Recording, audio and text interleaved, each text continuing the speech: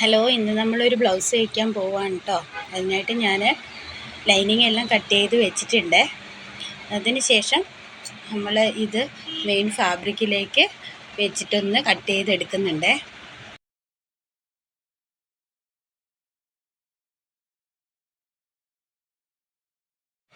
അങ്ങനെ എല്ലാം കട്ട് ചെയ്തെടുത്ത് മാറ്റിക്കഴിഞ്ഞ് ലാസ്റ്റ് നമ്മൾ കട്ടിങ്ങും കൂടെ ഒന്ന് കട്ട് ചെയ്തെടുക്കുന്നുണ്ട്.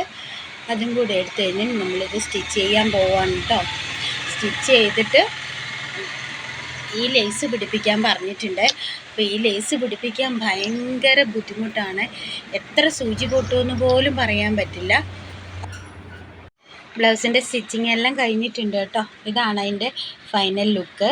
വന്നിട്ട് ബാക്കിലൊരു കെട്ടെല്ലാം വെച്ച് കൊടുത്തിട്ടുണ്ട്. ഒരു ചെണ്ടും വെച്ച് പിടിപ്പിച്ചിട്ടുണ്ട്.